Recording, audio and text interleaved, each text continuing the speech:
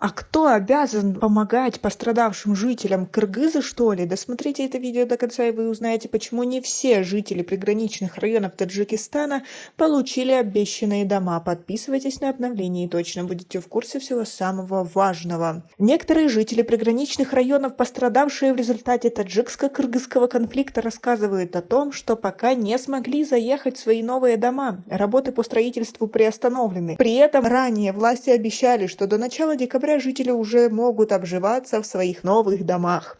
Семья Абраридина Розикова, одного из погорельцев села Саманьон Джамоата Чаркух из Фаринского района, продолжает ютиться в доме соседей. Дом построен на 70%, и в нем пока невозможно жить, говорит мужчина. Местные власти обещают, что работы возобновятся в марте этого года. При этом на строительство дома я трачу и свои средства. По словам Абридина, финансовая помощь жителям была предоставлена со стороны общества Красного полумесяца Таджикистана по Сагдийской области. Из 20 тысяч самани, что я получил, 17 тысяч я вложил в строительство, отметил мужчина. Недостроен дом и жителя Саманьон Камилбоя Таджиева. По словам мужчины, из 3 разрушенных его домов готовы только 2. Но даже в этих 2 домах жить невозможно. Очень холодно, говорит мужчина. Пластиковые окна, что нам установили, имеют лишь одинарное стекло. Они очень плохо удерживают тепло. Всю зиму мы с женой жили в одной комнате, поставили печку и электрический обогреватель. Внуков я отправил к соседям. Жена же сейчас лежит в больнице, сильно застудилась.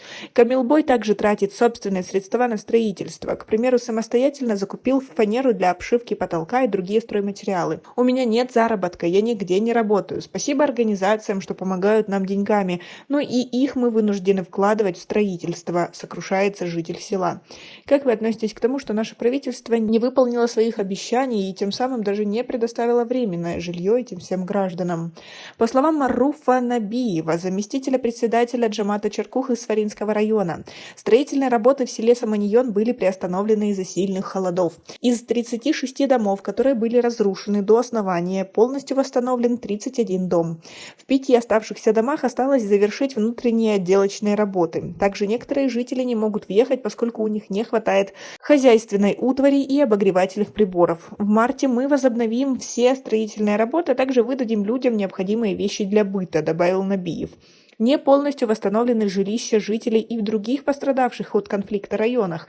Сурайоха Джибоева из села Авчикалача рассказала, что работы в ее доме были приостановлены еще в декабре, а собственных средств, чтобы закончить строительство, нет. По словам Абдухамида Адинаева, председателя Джамоата Авчикалача, в результате конфликта в селе были полностью разрушены 12 домов. На сегодняшний день 7 полностью восстановлены. Причина того, что строительные работы сейчас не ведутся, это холода. В оставшихся 5 домах осталось завершить внутреннюю отделку, зашпаклевать и нанести гипсовую штукатурку. Мы провели обход этих домов, и работы будут возобновлены через 3-4 дня, отметил Адинаев. Отметим, что средства для приобретения строительных материалов для строительства выделило государство, но в самих строительных работах задействованы добровольческие бригады. После прошлогоднего сентябрьского приграничного конфликта пострадали дома в селах Чаркух, Лакон, Чилгези, Кулкант, Зумрат, Сур, Хварух города Исфары и села Овчикалача и Хистеварс Бабаджон-Гафуровского района. Тогда президент Эмомали Рахмон поручил соответствующим структурам восстановить разрушенные дома до 1 ноября 2022 года. Немного они запоздали с сроками, вы согласны? Как вы относитесь ко всей этой ситуации? У нас пока на этом все. Оцените наше видео подпиской и лайком. До скорой встречи.